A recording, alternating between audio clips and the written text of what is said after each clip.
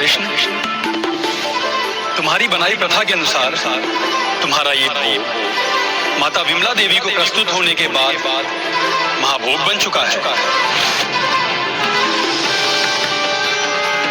अब तो भोजन ग्रहण करो भ्राता। और मेरा भक्त माधवदास, तो क्या तुम्हें भोग खिलाने के लिए पहले मुझे उसके पास जाना होगा, उसे भोग खिलाना होगा? भूख को समझने के लिए भूखा रहना पड़ता है। भक्त भूखा रहने की पीड़ा सहे, और मैं खा लूं? नहीं, उसे भी खिलाना ही होगा। स्वयं भगवान भक्त के लिए भूखे रहे, आश्चर्य मत कीजिए। सोचिए, कोई पिता कभी अपनी संतान को भूखा देख सकता है? तो भक्त के लिए पिता तुल्य भगवान ये होते हुए कैसे देख सकते थे? मैं समझ रहा हूँ आपकी जिज्ञासा पुष्पदंत जी। आपके प्रश्न पूछने से पहले मैं उत्तर देता हूँ। उत्तर है नहीं। इस बार बलभद्र जी नहीं, ये दायित्व किसी और का था, उनका, जिनके माध्यम से महाभोग की प्रथा सदियों से चली आ रही थी, जगन्नाथपुरी की स्थापना के भी पहले से।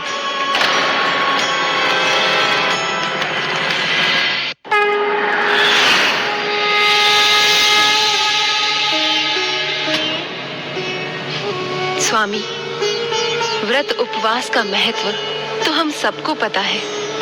भक्त अपने आराध्य को प्रसन्न करने के लिए व्रत उपवास रखकर अपनी श्रद्धा को हम तक पहुंचाते हैं, किंतु आज की स्थिति उससे विपरीत है।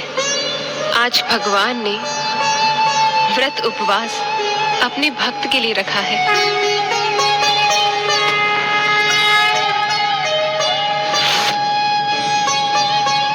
आपकी इस लीला में तो मुझे भी आनंद आ रहा है, किंतु आज आपके साथ मुझे भी व्रत उपवास करना होगा स्वामी, क्योंकि आपके बिना भोजन ग्रहण किए मैं कहाँ भोजन करती हूँ। और तुम्हारे बिना हम दोनों भी भोजन ग्रहण नहीं कर सकते। माधवदास की जिज्ञासा की भूख शांत करते करते मेरे पेट की भूख अशांत होकर कोलाहल मचा रही है अनुज।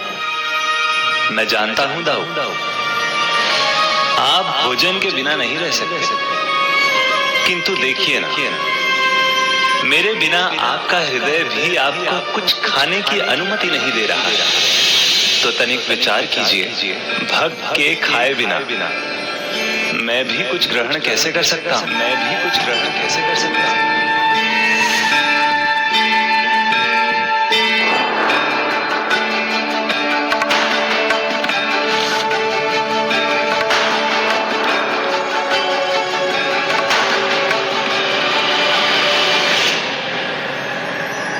चिंता न करें, मैं जाऊंगी उसे महाभोग खिलाने। बलराम भैया तो पहले ही प्रयास कर चुके हैं, अब मुझे जाना चाहिए।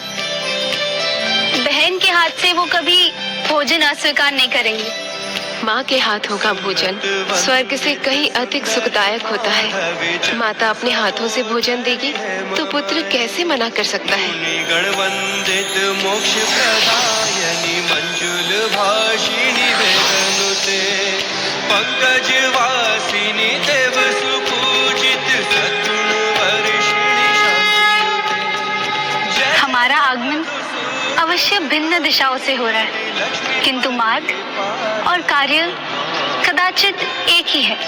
जब मार्ग एक हो, कार्य एक हो, आशय भी एक हो, तो हमें उसे साथ मिलकर करना चाहिए। हमें उसे साथ मिलकर भोजन कराना चाहिए।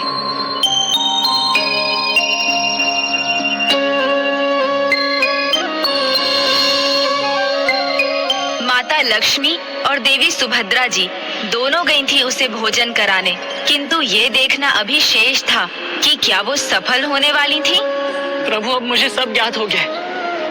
अब आप ही बताइए, सूर्यदेव भला अपना तेज छिपा सकते, तो फिर इस जगत के नाथ की महिमा कैसे छिपी रह सकती है?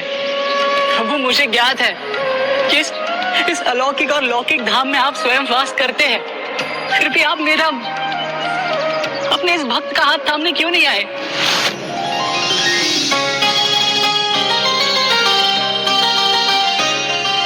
आपका महाभोग लेकर जा रहे हैं और मैं आपकी प्रतीक्षा में भूखा प्यासा बैठा हूँ। भूखे प्यासे क्यों भैया? ऐसे क्यों बैठे हो?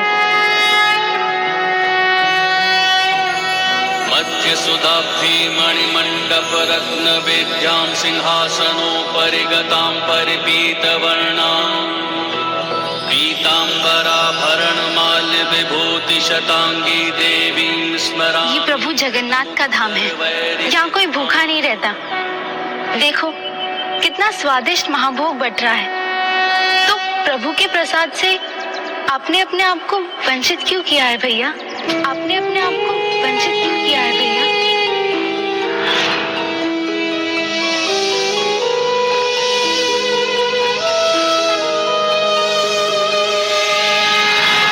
अब चिंता मत करो, यदि आप भीतर नहीं जाना चाहते तो कोई बात नहीं।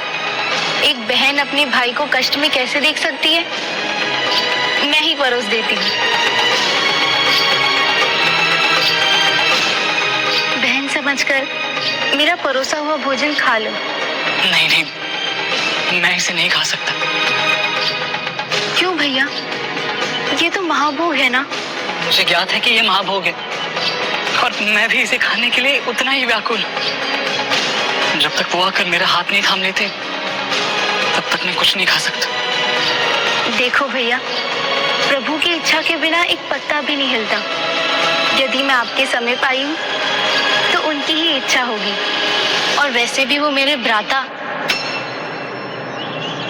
मेरा अर्थ है भगवान अपने भक्तों को परिजनों समान प्रेम करते हैं।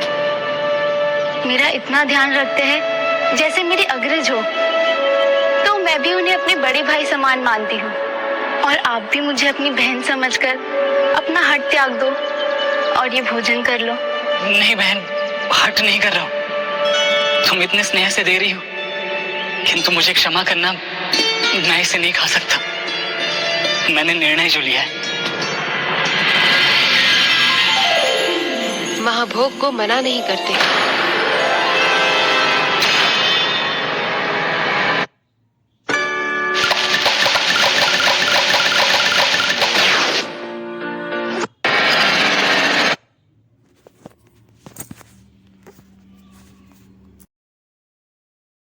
Subscribe for more content.